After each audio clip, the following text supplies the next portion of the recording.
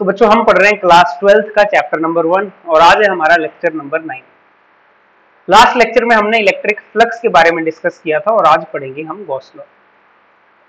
Gauss law जो है ये एक फंडामेंटल लॉ है फिजिक्स का और इसमें हम क्या करते हैं, बेसिकली ये एक अल्टरनेट तरीका है इलेक्ट्रिक फील्ड को निकालने का। पहले हमने इलेक्ट्रिक फील्ड पढ़ा है और इलेक्ट्रिक फील्ड को कैसे किसी पॉइंट पे फाइंड करना है ड्यू टू पॉइंट चार्ज या ड्यू टू डिस्ट्रीब्यूटेड चार्ज, वो हमने देखा है। तो इलेक्ट्रिक फील्ड को ही फाइंड करने का गॉस लॉ एक तरीका है, लेकिन इस वे में ये गॉस लॉ से जो इलेक्ट्रिक फील्ड निकालते हैं उसके लिए कुछ कंडीशंस हैं, वो कंडीशंस भी हम डिस्कस करेंगे और डिटेल में इसको समझेंगे कि क्या है। सबसे पहले स्टेटमेंट समझते हैं कि स्टेटमेंट क्या है गॉस लॉ का। The total electric flux through a closed surface. तो पहले तो कंडीशन लग गई कि बात हो रही है सिर्फ क्लोज्ड सरफेस के लिए। The total electric flux through a closed surface is equal to 1 by epsilon naught times the total charge enclosed by the closed surface। ठीक है, तो इस स्टेटमेंट को समझते हैं हम। ये जो टोटल फ्लक्स है ना, total flux through closed surface. Closed surface के लिए टोटल फ्लक्स कैसे होता है आपको पता है। फ्लक्स का जो फॉर्मूला है हम पढ़ चुके हैं लास्ट वीडियो में। फ्लक्स लिखते हैं हम integration E vector dot D A vector, E vector dot D A vector. ठीक, इंटीग्रेशन। अब क्लोज्ड सरफेस के लिए आपको बताया था कि यहां पर एक क्या करते हैं हम सर्कल लगा देते हैं, सर्कल ये रिप्रेजेंट करने के लिए कि सरफेस कैसा है, क्लोज्ड। ये फ्लक्स का फॉर्मूला है। कहते हैं ये जो टोटल फ्लक्स है through a closed surface it is 1 by epsilon not times, it is 1 by epsilon not times the total charge enclosed by the closed surface. जो टोटल चार्ज इनक्लोज्ड कर रहा है कौन, क्लोज्ड सरफेस। ठीक, तो the total charge enclosed bye closed surface माने Q inside, इसको हम क्या बोलते हैं, क्यू इनसाइड, कि उस क्लोज्ड सरफेस के अंदर चार्ज कितना है। ठीक, तो बेसिकली हम ऐसा भी लिख सकते हैं कि ये जो फ्लक्स है गॉस लॉ क्या कहता है, it is net charge inside a closed surface divided by epsilon naught. ये क्या है हमारा गॉस लॉ। किसी क्लोज्ड सरफेस के थ्रू जो फ्लक्स होता है it is q inside divided by epsilon not. Charge consider होता है कौन सा, इनसाइड वाला। क्लियर। चलिए क्या मतलब है इसका, थोड़े एग्जांपल्स हम देखते हैं। एग्जांपल्स के थ्रू लेट से हमारे पास ये कोई क्लोज्ड सरफेस है ना, ये कोई क्लोज्ड सरफेस है और इसके अंदर चार्ज है, लेट से ये Q1 है, एक पॉइंट चार्ज है, एक पॉइंट चार्ज है Q2 और एक बाहर चार्ज है क्या, Q3। अब जो नेट फ्लक्स होगा इस क्लोज्ड सरफेस के थ्रू, जो फ्लक्स होगा टोटल इस क्लोज्ड सरफेस के थ्रू, वो क्या होगा, Q इनसाइड। माने इनसाइड वाले चार्जेस ही हम कंसीडर करेंगे, तो इनसाइड का नेट चार्ज कितना आ जाएगा, Q1 plus Q2 divided by epsilon not, Q1 plus Q2 divided by epsilon not. ठीक, तो इनसाइड वाले चार्जेस हमें कंसीडर करने होते हैं, आउटसाइड वाले चार्ज से कोई मतलब नहीं है। कुछ important point, basic point, Gauss law is taken as the fundamental law of nature. तो ये आपको ध्यान रखना है कि गॉस लॉ एक फंडामेंटल लॉ, हम इसको कंसीडर करते हैं। सेकेंड पॉइंट क्या है, the electric field is the resultant electric field due to all the charges where as the charge includes only those which are inside the closed surface. जो charges हैं वो सिर्फ इनसाइड वाले ही consider करने, charges inside वाले consider करने, लेकिन जो इलेक्ट्रिक फील्ड है वो रिजल्टेंट इलेक्ट्रिक फील्ड होगी ड्यू टू ऑल चार्जेस। माने जो इलेक्ट्रिक फील्ड ये हम कंसीडर कर रहे हैं, ये जो गॉस लॉ है, देखो हमने लिखा कि गॉस लॉ क्या कहता है, जो टोटल फ्लक्स है that is closed integral of E dot D A, ये होता है टोटल फ्लक्स, और कहता है ये क्या होगा, Q inside net charge inside divided by epsilon naught. ये जो इलेक्ट्रिक फील्ड है ये टोटल इलेक्ट्रिक फील्ड, जो इलेक्ट्रिक फील्ड कंसीडर हो रही है ये क्या हो रही है, total electric field due to all charges. Electric field सभी चार्जेस की वजह से कंसीडर की जा रही है, लेकिन ये जो क्यू इनसाइड है ये कौन से हैं, ओनली चार्जेस इनसाइड। ये कौन से हैं, सिर्फ इनसाइड वाले चार्जेस कंसीडर किए जाएंगे। ठीक, तो इतनी बात हमें ध्यान रखनी है। क्लियर। चलिए, तो ये पॉइंट्स हमने डिस्कस कर लिए। अब नेक्स्ट क्या है, इसकी डेरिवेशन की। पेपर में कई बार आपको 2-3 नंबर की डेरिवेशन आ जाती है कि भाई गॉस लॉ को डिराइव कीजिए, तो डिराइव करते हैं इसको। ठीक है, चलिए हमने क्या किया, हमने एक लेट से हम कंसीडर करते हैं, हमने स्फीयर कंसीडर किया। ठीक, हमने क्या किया, एक स्फीयर कंसीडर किया यहाँ पे। ये, ठीक है। अब इस स्फीयर के सेंटर पे हम एक चार्ज कंसीडर करते हैं, लेट्स से Q। स्फीयर के सेंटर पे हमने एक चार्ज कंसीडर किया और वो चार्ज सेंटर पे कितना है, Q, ठीक। तो ये चार्ज क्या है, इस सरफेस के अंदर है, एक होलो स्फीयर है मान लो, और उसके सेंटर पे चार्ज कितना है, Q। स्फीयर के सरफेस पे हमने क्या किया, एक छोटा सा, एक स्मॉल हमने क्या किया, एरिया, एक स्मॉल एरिया कंसीडर किया, ये छोटा सा एरिया कंसीडर किया, ये ठीक। और इलेक्ट्रिक फील्ड आपको पता है पॉइंट चार्ज जो होता है उसकी वजह से रेडियल होती है, इलेक्ट्रिक फील्ड की रेडियल सिमेट्री होती है। तो इलेक्ट्रिक फील्ड हर पॉइंट पे, जो इस स्फीयर पे हर एक पॉइंट है, वहां पर इलेक्ट्रिक फील्ड की वैल्यू सेम होगी और उसकी डायरेक्शन क्या होगी, रेडियली आउटवर्ड, ठीक। ये जो हमने कंसीडर किया, क्या ये जो एरिया कंसीडर किया डीए, इस डीए एरिया के लिए जो एरिया वेक्टर होगा, एरिया वेक्टर होता है आउटवर्ड नॉर्मल, 3D सरफेस के लिए आउटवर्ड नॉर्मल, तो एरिया वेक्टर क्या आ जाएगा बच्चे, ये आउटवर्ड नॉर्मल, ठीक। और इलेक्ट्रिक फील्ड की जो डायरेक्शन आएगी, इलेक्ट्रिक फील्ड भी इस एरिया के लिए, ये छोटा सा जो एरिया है, स्मॉल एरिया, इस एरिया के लिए इलेक्ट्रिक फील्ड की भी डायरेक्शन क्या आ जाएगी, यहां से ये रेडियस है, आप ये क्या है, रेडियस, और इलेक्ट्रिक फील्ड की भी डायरेक्शन रेडियली आउटवर्ड, तो यहां पर इलेक्ट्रिक फील्ड भी क्या आ जाएगी, ई वेक्टर भी आ जाएगा बाहर की तरफ, क्लियर। और ई वेक्टर और डीए वेक्टर में थीटा कितना है, 0 है, क्योंकि इलेक्ट्रिक फील्ड रेडियली आउटवर्ड। कहीं भी आप ये एरिया वेक्टर कंसीडर कर सकते हो इस सरफेस पे। जो फ्लक्स होता है बच्चे, हमें पता है, वी नो दैट, जो फ्लक्स होता है, फ्लक्स क्या होता है, इलेक्ट्रिक फ्लक्स जो होता है, it is closed integral E dot D A, E dot D A. अब इसको अगर मैं थोड़ा सा सॉल्व करूं तो ये क्या आ जाएगा, closed integral E D A cos theta, और थीटा यहां पर 0 है, थीटा क्या है यहां पर 0, तो यहां पर आप क्या लिखोगे, यहां पर थीटा तो 0 है, एरिया वेक्टर और इलेक्ट्रिक फील्ड में एंगल 0, तो जो आपका फ्लक्स आ जाएगा, इलेक्ट्रिक फील्ड क्या है बच्चे, इलेक्ट्रिक फील्ड है यूनिफॉर्म, हर पॉइंट पे स्फीयर पे, आप हर पॉइंट पे फील्ड क्या होगी, बराबर डिस्टेंस पे फील्ड की वैल्यू बराबर होगी, तो वो तो कांस्टेंट है, कांस्टेंट को आपको पता है इंटीग्रेशन के बाहर निकालते हैं, closed integral d A cos 0, तो ये वैल्यू कितनी आ गई, E closed integral d A cos 0 कितना होता है 1, डीए का इंटीग्रेशन कर दो तो ए, तो डीए का इंटीग्रेशन आ गया ए। अब हमें पता है जो एरिया होता है किसका, स्फीयर का, क्योंकि हमने इसको क्या माना है, एक स्फीयर है, तो स्फीयर का जो एरिया होता है वो कितना होता है, 4 पाई आर स्क्वायर, और electric field due to a point charge at distance R, ये वैल्यू कितनी होती है बच्चे, के क्यू बाई आर स्क्वायर।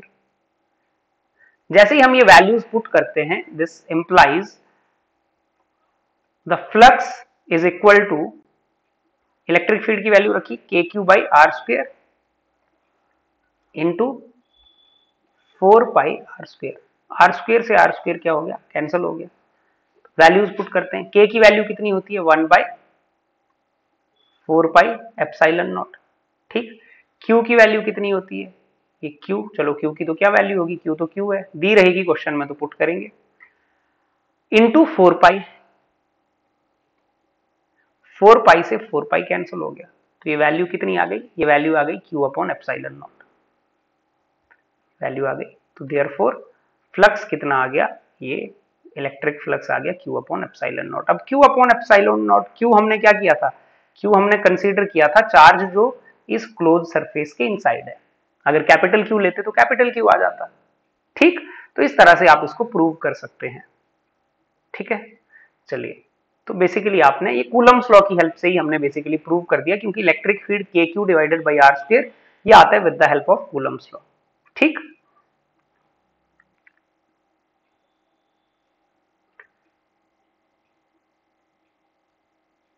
चलिए, तो आगे ये प्रूफ हो गया और आगे कुछ देखते हैं नेक्स्ट हमारे पास कुछ इंपॉर्टेंट पॉइंट्स हैं। फर्स्ट पॉइंट क्या है, Gauss law is true for any closed surface, ये हर तरह की क्लोज्ड सरफेस के लिए क्या है, ट्रू है, इररिस्पेक्टिव ऑफ देयर शेप, तो शेप पे डिपेंड नहीं करता। फॉर एग्जांपल इस पॉइंट को अगर हम समझें यहाँ पे कि अगर मेरे पास क्या है कि ये क्यू चार्ज जो हमने इनसाइड रखा था, ये अभी क्या किया हमने, ये एक स्फीयर के इनसाइड रखा। मैंने क्या बोला कि हमारे पास एक स्फीयर है जिसके अंदर ये क्यू चार्ज है। ठीक, अब तो फ्लक्स की वैल्यू कितनी आ गई, जो इलेक्ट्रिक फ्लक्स है वो कितना आ गया, Q inside divided by epsilon not, है ना। क्लोज्ड सरफेस के अंदर क्यू चार्ज है तो फ्लक्स कितना आता है, q inside by epsilon naught, और इनसाइड हमारा क्यू है। अगर इसकी जगह मान लो ऐसा भी होता, अगर हमारे पास ये जो, ठीक है, हमारे पास ये जो सरफेस है वो अगर कुछ और तरह का भी होता, मान लो ऐसा होता, कोन शेप का भी होता, और सेंटर पे यहाँ पे इनसाइड हम क्या रखते, इसके क्यू चार्ज रख देते। ठीक है, हमने क्या रखा, इसके इनसाइड हमने क्यू चार्ज रख दिया, तो भी फ्लक्स की वैल्यू कितनी होती, क्यू बाई एप्सिलॉन नॉट। ठीक, या मे बी अगर सिलेंडर शेप का भी होता अगर ये, और इसके इनसाइड चार्ज क्यू होता, क्लोज सरफेस होता ये, ठीक है, तो भी हमारे पास फ्लक्स कितना होता, क्यू बाई एप्सिलॉन नॉट। कुछ भी रेगुलर शेप होती हमारे पास और इनसाइड चार्ज क्यू है, तो जो फ्लक्स की वैल्यू है वो क्या रहती, क्यू अपॉन एप्सिलॉन नॉट। तो शेप पे डिपेंड नहीं करती है ये value. Gauss law is true for any closed shape irrespective of any closed surface irrespective of its shape. Next क्या है, सेकंड पॉइंट हमारे पास, the closed surface is called Gaussian surface. ये क्लोज सरफेस को हम गॉसियन सरफेस बोलते हैं, and it can not pass through a point charge. ये पॉइंट चार्ज से पास नहीं कर सकता है, it can pass through a continuous charge. ठीक है, ये कॉन्टिन्यूअस चार्ज से तो पास कर सकता है, लेकिन पॉइंट चार्ज से पास करता हुआ सरफेस नहीं हो सकता कि हम ऐसे कर लें, ये चार्ज क्यू है और इससे पास करता हुआ ऐसे सरफेस बना लें। ठीक, ऐसे नहीं, चार्ज से पास करता हुआ नहीं। नेक्स्ट क्या है, Gauss law gives an alternate way to evaluate electric field. ये हम डिस्कस कर चुके हैं, इलेक्ट्रिक फील्ड कैलकुलेट करने का ही एक तरीका है ये। इट्स एप्लीकेशन इज लिमिटेड, इसकी जो एप्लीकेशन है वो लिमिटेड है to the systems that possess certain symmetry. ऐसे सिस्टम जिनमें सिमेट्री होती है उसी के लिए ये यूजफुल है। एप्लीकेबल तो है हर जगह, इसको हम अप्लाई कर सकते हैं, लेकिन यूजफुल हमें रिजल्ट्स वहीं पे मिलेंगे जहां पर सिमेट्री होगी। और सिमेट्री जब हम इसकी एप्लीकेशन करेंगे तो आपको समझ आएगी कि system with cylindrical symmetry, planar symmetry और स्फेरिकल सिमेट्री, तो जहां पर भी सिमेट्री होगी वहां पर ही ये हमें यूजफुल रिजल्ट देगा।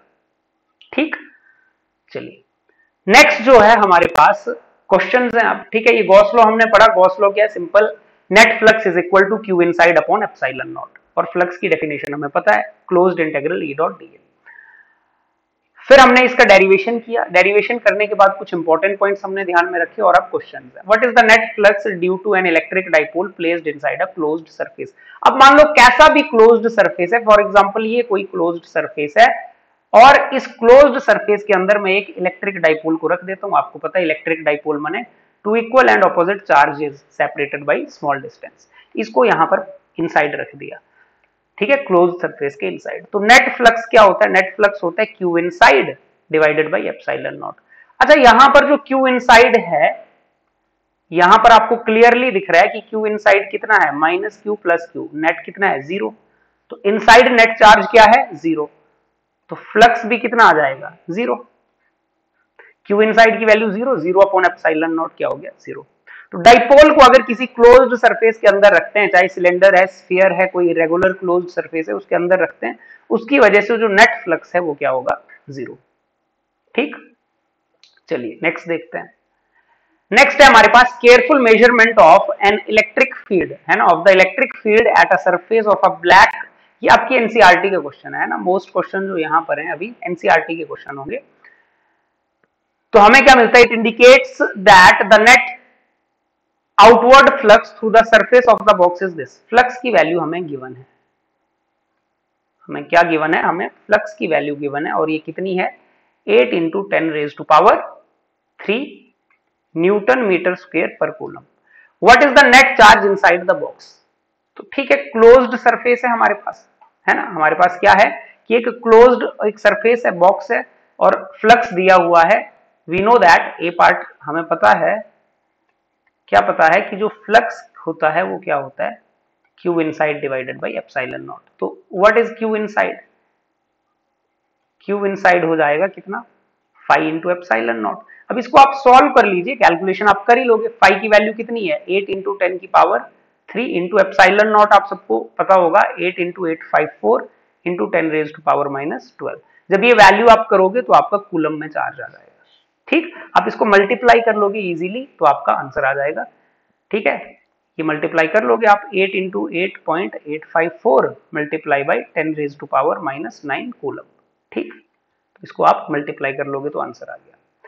नेक्स्ट क्या है हमारे पास, बी। बी क्या है, if the net outward flux through the surface of the box were 0 could you conclude that there were no charge inside the box। कहता है अगर नेट आउटवर्ड फ्लक्स 0 है तो क्या हम ये कह सकते हैं कि अंदर कोई चार्ज ही नहीं है। हम ये नहीं कह सकते। देखो लास्ट ही हमने पहला ही क्वेश्चन पढ़ा कि अगर यहां पर भी नेट फ्लक्स 0 है, डाइपोल में फ्लक्स कितना आ रहा है, नेट 0 आ रहा है, लेकिन ये तो नहीं मतलब ना अंदर कोई चार्ज ही नहीं है। अंदर दो चार्जेस हैं, एक माइनस क्यू है एक प्लस क्यू है। अंदर नेट चार्ज जरूर 0 है, कि टोटल चार्ज जरूर 0 है, लेकिन ऐसा नहीं है कि अंदर कोई चार्ज ही नहीं है, अंदर चार्ज तो है। ठीक है, तो ये स्टेटमेंट क्या है, ये स्टेटमेंट गलत है। जो बी ऑप्शन है आपसे क्या बोल रहा है, could you conclude that there were no charge inside the box. No, there may be equal and opposite charges, है ना। क्या हो सकता है, there may be equal and opposite charges हो सकते हैं, जैसा कि डाइपोल का केस है। बात समझ आई। नेट चार्जेस 0 होगा, टोटल चार्ज 0 होगा, क्यू नेट 0 होगा, लेकिन ऐसा नहीं है कि अंदर क्या पता 10 चार्जेस हो जिनका सम क्या बन रहा है 0। किसी सरफेस के अंदर 5 चार्जेस हो, 10 चार्जेस हो जिनका सम 0 बन रहा है, लेकिन इसका ये मतलब नहीं है कि there were no charges. There were no charges वाली स्टेटमेंट क्या है, गलत है। अंदर चार्जेस हो सकते हैं और उन चार्जेस का नेट 0 हो सकता है। ठीक है, तो और ऐसा भी हो सकता है कि जो रिजल्टेंट है ना, जो क्यू नेट है, क्यू नेट 0 होगा, इंडिविजुअल चार्जेस कुछ ना कुछ हो सकते हैं। ठीक, नेक्स्ट हमारे पास क्या है, question number 3। A point charge plus 10 microcoulomb is a distance 5 centimeter directly above the center of a square of side 10 centimeter as shown in figure. What is the magnitude of electric flux through the square। ठीक है, hint भी दिया है, think of a square as one face of the cube with edge this। देखो हमारे पास एक square plate दी हुई है डायग्राम में, और इससे 5 सेंटीमीटर परपेंडिकुलर ऊपर क्या दिया है, सेंटर में एक चार्ज है। ठीक है, कितने माइक्रोकूलम का, ये है 10 माइक्रोकूलम का, 5 सेंटीमीटर ऊपर, और स्क्वायर का हमें साइड्स दिए हुए हैं। तो हमें क्या निकालना है, what is the magnitude of electric flux. ठीक, हिंट भी हमें दिया हुआ है, हम यहीं से क्या कर सकते हैं, ये जो बॉक्स है इसको जो हम ऐसे इमेजिन कर सकते हैं कि ये जो हमने एक क्यूब की फॉर्म में इसको इमेजिन किया। ठीक है, क्यूब की फॉर्म में इमेजिन करते हैं।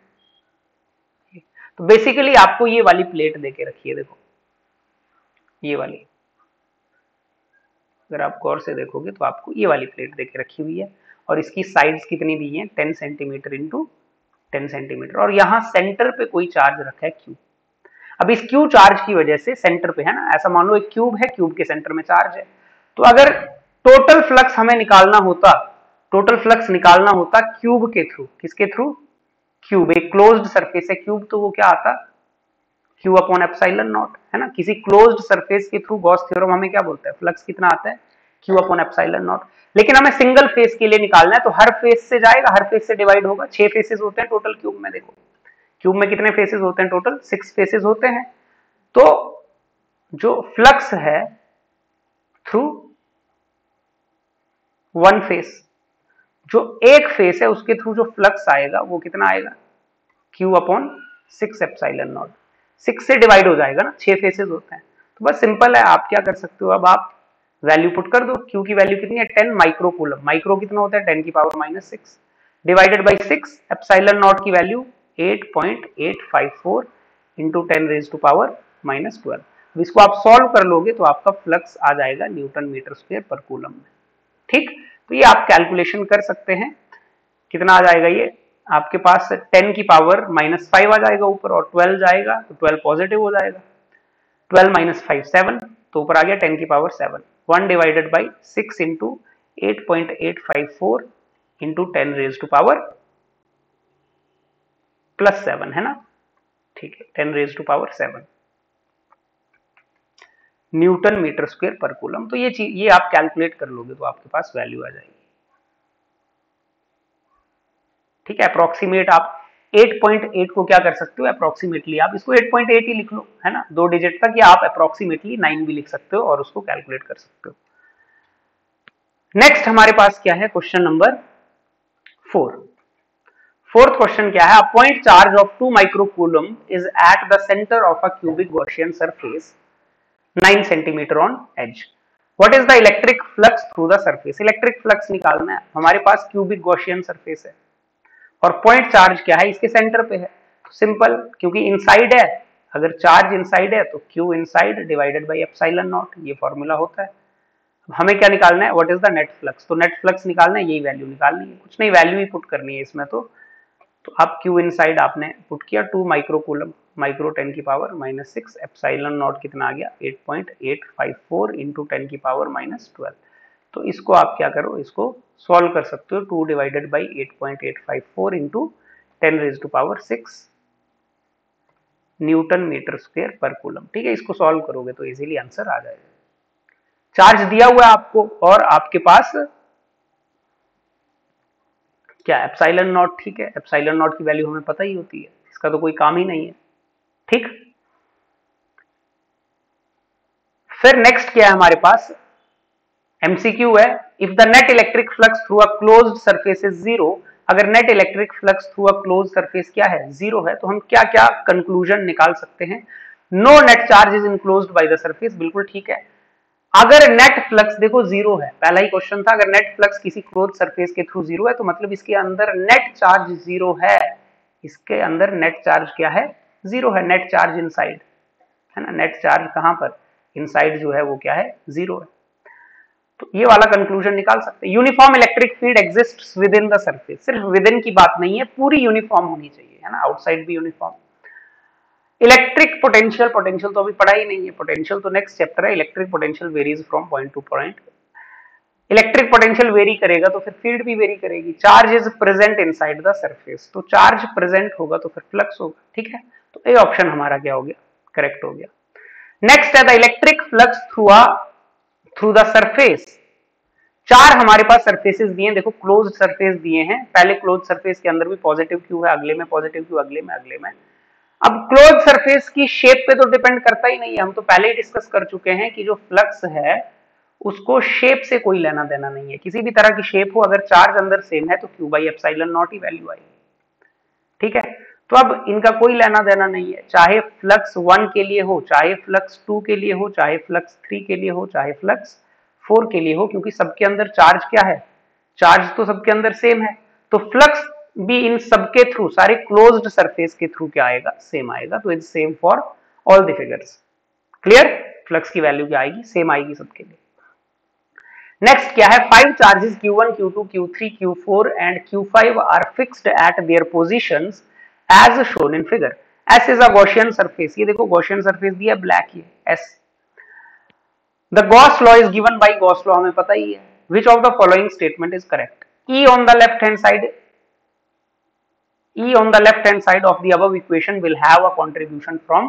अच्छा, इलेक्ट्रिक फील्ड सबकी वजह से होती है, तो electric field is due to all the charges, पहली चीज तो हमें ये देखनी है, तो ये गलत हो गया, इसने 3 ही चार्जेस रखे। इलेक्ट्रिक फील्ड जो होगी फ्रॉम ऑल द चार्जेस होगी, ये चीज ठीक है। एंड क्यू, जो क्यू कंसीडर करते हैं, ये क्यू कंसीडर होता है किसकी वजह से, जो चार्जेस इनसाइड होते हैं, और इलेक्ट्रिक फील्ड किसकी वजह से, ऑल चार्जेस की वजह से करते हैं। तो Q कंसीडर होगा Q2 और Q4 की वजह से। तो right hand side will have a contribution from Q2 and Q4 only. ठीक है, ठीक। नेक्स्ट ऑप्शन आप देख लोगे, इलेक्ट्रिक फील्ड तो सबकी वजह से है, लेकिन Q जो है इसमें ये 3 दिए, ये गलत है। ठीक है, इनसाइड वाले चार्जेस ही कंट्रीब्यूट करेंगे चार्ज की वैल्यू के लिए, और सारे टोटल चार्जेस की फील्ड होगी, फील्ड के लिए सारे चार्ज कंट्रीब्यूट करेंगे और Q के लिए सिर्फ इनसाइड वाले चार्जेस। क्लियर। नेक्स्ट क्या है, consider 2 hollow concentric spheres S1 and S2 enclosing charges 2q and 4q respectively as shown in figure. Find the ratio of the electric flux through them. Electric flux का ratio निकालना है।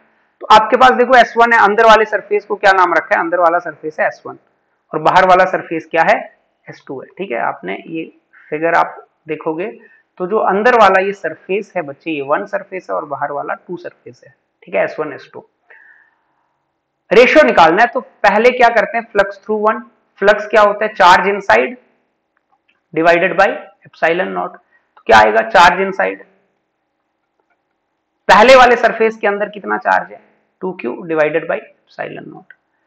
Flux through 2 कितना आएगा, ये भी आएगा charge inside divided by epsilon naught. तो इसकी वैल्यू कितनी आएगी, चार्ज इनसाइड, दूसरे सरफेस के लिए तो सारा ही चार्ज अंदर है, ये जो बाहर वाला S2 है, बाहर वाली रिंग है, इसके लिए तो 4q भी इनसाइड है और 2q भी इनसाइड है। तो इसके इनसाइड कितना हो गया, 6q। दोनों ऐड कर दो, देखो 4q 2q ऐड कर दिए तो कितना हो गया, 6q divided by epsilon not. अब कहता है इनका रेशियो निकालो। अगर इनका रेशियो निकालेंगे 5:1 5:2, तो ये कितना आ जाएगा, 2q divided by epsilon naught, और जब 5:2 की वैल्यू डिवाइड करेंगे तो ऊपर जाके रेसिप्रोकेट हो जाएगी। Epsilon not q q cancel, 2 1 जा 2, 2 3 जा 6। तो 5:1 कितना आ गया, 5:1 कितना आ गया, 1:3। तो ये वैल्यू आ गई 1:3। Clear, simple. नेक्स्ट क्या है, सेकेंड पार्ट। सेकेंड पार्ट में हमारे पास दिया है, how will the electric flux through the sphere S1 change if a medium of dielectric constant K is introduced in the space inside S1। अच्छा, अभी air है, कुछ नहीं होता है तो हम मानते हैं एयर है। कहते हैं इनके बीच में क्या कर दिया, कोई मीडियम इंसर्ट कर दिया। अभी बीच में क्या कर दिया, कोई मीडियम।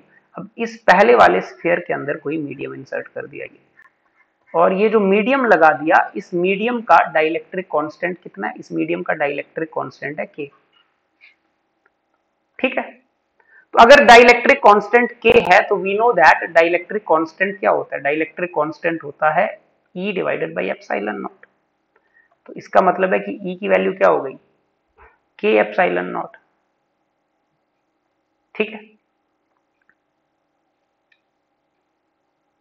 ठीक है, E की वैल्यू क्या हो गई, K एप्सिलॉन नॉट। तो एप्सिलॉन नॉट उस केस में जो क्या होगा, हमारे पास जो फ्लक्स होगा, how will the electric flux through S1, S1 के थ्रू मैंने 5:1 निकालना है। तो इस केस में जो 5:1 होगा वो क्या होगा, Q inside divided by epsilon. Epsilon naught तो लगाते हैं बच्चे एयर के लिए, नॉट कब लगाएंगे, नॉट लगाएंगे जब एयर होगा। अब एयर नहीं है, कोई मीडियम है, तो कोई मीडियम है तो उसी की परमिटिविटी लिखी जाएगी। तो Q इनसाइड कितना है, 2Q। Q इनसाइड कितना है, फर्स्ट सरफेस के लिए Q इनसाइड कितना है, 2Q है, डिवाइडेड बाई एप्सिलॉन। एप्सिलॉन की वैल्यू कितनी है, K इंटू K। एप्सिलॉन की वैल्यू है K एप्सिलॉन नॉट। ठीक, तो ये वैल्यू आ जाएगी। बिल्कुल सिंपल छोटे छोटे क्वेश्चन है, बस आपको ये ध्यान रखना है कि चार्ज कौन सा कंसीडर करना है कहां पे, और एयर होता है तो एप्सिलॉन नॉट, कोई मीडियम होता है तो एप्सिलॉन।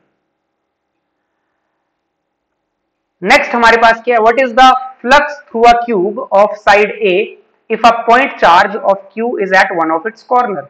अगर पॉइंट चार्ज को किसी कॉर्नर पे इसके रखते हैं तो फ्लक्स कितना होगा। ठीक, एक क्यूब है हमारे पास, क्या है, एक क्यूब है,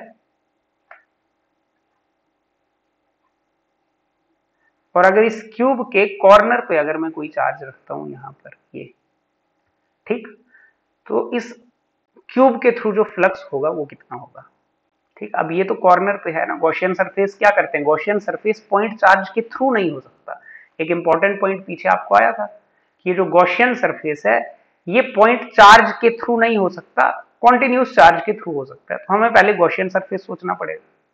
अब इसके लिए गॉसियन सरफेस ऐसा हो कि जिसके ये बिल्कुल बीचों बीच आ जाए या इनसाइड आ जाए, है ना, एक सिमेट्रिक ऐसा सरफेस हो जिसमें ये चार्ज क्या आ जाए, इनसाइड आ जाए। तो उसके लिए हम क्या करते हैं, देखो यहां पर मैंने एक डायग्राम की, आपको ये समझ आ जाएगा कि यहां पर हमारा चार्ज है बेसिकली। लेट्स से इस कॉर्नर पे हमने एज्यूम किया है कि चार्ज कहां पर है, इस कॉर्नर पे। ठीक है, ये जो हमारा इस कॉर्नर पे हमने चार्ज को कंसीडर किया है। अब इस कॉर्नर पे अगर चार्ज है, अगर इसके एडजेसेंट, इसको अगर मुझे सेंटर पे रखना है कि ये किसी गॉसियन सरफेस के सेंटर में रहे, तो वो सरफेस कुछ ऐसा होना चाहिए कि कम से कम उसमें ऐसे 8 क्यूब्स होने चाहिए। ठीक, जैसे एक क्यूब ये है, एक ये है, 2, एक ये पीछे है, 3, ठीक है, एक ये वाला पीछे है, अगर आप यहां देखोगे साइड में पीछे 4 क्यूब्स तो नीचे चाहिए और 4 ही ऊपर, एक ये, एक पीछे वाला, एक ये वाला, एक ये वाला। ठीक, 4 क्यूब्स आपके क्या हो गए, 4 ऊपर और 4 नीचे, तो ये जो क्यू होगा ये बिल्कुल सेंटर में होगा। अब ये जो गॉसियन सरफेस पूरा हो गया, ये जो पूरी कंप्लीट फिगर है, इस गॉसियन सरफेस के थ्रू अगर फ्लक्स निकालना हो क्यू की वजह से, ठीक है, ये जो गॉसियन सरफेस है, अगर हमें फ्लक्स निकालना हो अब, तो क्या आ जाएगा, अब फ्लक्स की वैल्यू आएगी Q upon epsilon not. Total ये जो 8 डब्बे हैं, ये जो 8 बॉक्सेस हैं, 8 क्यूब्स हैं, इनके थ्रू जो फ्लक्स आएगा वो कितना आएगा, Q upon epsilon not, Q inside divided by epsilon naught, और ये क्यू चार्ज इनसाइड है अभी, ठीक। लेकिन ये कितने बॉक्सेस हैं आइडेंटिकल, ये 8 बॉक्सेस हैं, हमें सिर्फ एक बॉक्स के लिए निकालना है, तो वो कितना आ जाएगा, फॉर वन बॉक्स, अगर एक ही बॉक्स है, एक ही क्यूब है, तो क्या करेंगे, 8 से डिवाइड कर देंगे। 8 के लिए क्यू अपॉन एप्सिलॉन नॉट है, तो 8 के लिए क्या होगा, 8 से डिवाइड कर देंगे। क्लियर, तो ये आपका क्या आ जाएगा, क्यू अपॉन 8 एप्सिलॉन नॉट। ठीक, तो ये हमारी वैल्यू आ गई। तो ये थे कुछ क्वेश्चंस हमारे किससे रिलेटेड, गॉस लॉ के एप्लीकेशन से रिलेटेड, कि कैसे गॉस लॉ को क्वेश्चंस में यूज किया जा सकता है, कैसे क्वेश्चंस आ सकते हैं। अब एक बार शुरू से रिविजिट कर लेते हैं। सबसे पहले गॉस लॉ क्या है, बिल्कुल सिंपल सा लॉ है, एक फंडामेंटल लॉ है, आपने इसका स्टेटमेंट याद करना है, पेपर में कई बार पूछा जाता है। फिर इसका प्रूफ, कि state the Gauss law and prove it, आपको इसका डेरिवेशन भी आना चाहिए, तो आपको 2-3 नंबर का आ सकता है।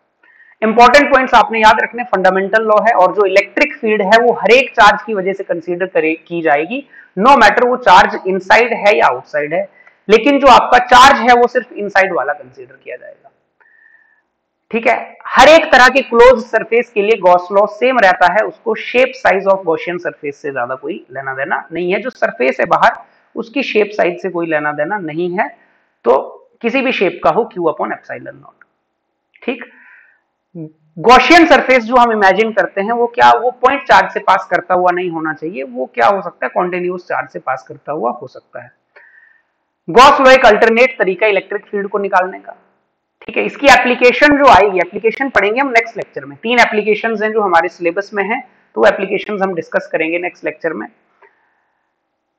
उसकी लिमिटेशन है किसके लिए, सर्टेन सिमेट्री के लिए, या तो सिलिंड्रिकल या तो प्लानर या तो स्फेरिकल सिमेट्री होनी चाहिए।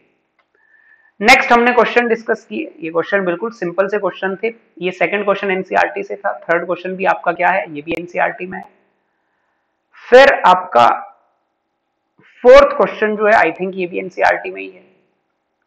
ठीक है, तो पहले आपको क्या करना है, आपको कंसेप्ट समझना है, एनसीईआरटी के क्वेश्चन करने हैं, फिर पीवाईक्यूज करने हैं, बोर्ड्स के लिए आपका ये मोर देन इनफ है। इसके बाद फिर हमने क्या किया, एमसीक्यू देखा, शायद ये भी किसी प्रीवियस ईयर में बोर्ड्स में आया होगा एमसीक्यू। ठीक है, क्लोज सरफेसेस जो फ्लक्स होता है वो 0 होता है, तो इसका क्या मतलब है।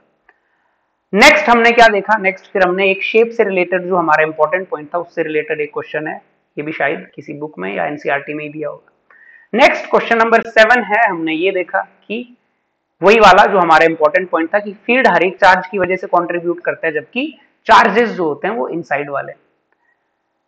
नेक्स्ट फिर ये हमारे पास क्वेश्चन नंबर 8 आ गया, ये भी हमने समझा कि डाइलेक्ट्रिक लगाएंगे अगर इनसाइड तो क्या फर्क पड़ेगा। फिर लास्ट हमारे पास क्यूब वाला कि फ्लक्स की वैल्यू कितनी होगी। क्लियर, तो ये क्वेश्चन थे। नेक्स्ट वीडियो में हम क्या करेंगे, नेक्स्ट वीडियो में बच्चों हम करेंगे एप्लीकेशंस ऑफ गॉस लॉ, कि गॉस लॉ के क्या एप्लीकेशंस हैं, और ये एप्लीकेशंस ऑफ गॉस लॉ आपके फर्स्ट चैप्टर का लास्ट टॉपिक है। एप्लीकेशन जैसे ही हम फिनिश करेंगे 1 वीडियो या 2 वीडियो में, तो फिर हमारा ये चैप्टर कंप्लीट हो जाएगा। ठीक है, तो चलिए मिलते हैं नेक्स्ट वीडियो में।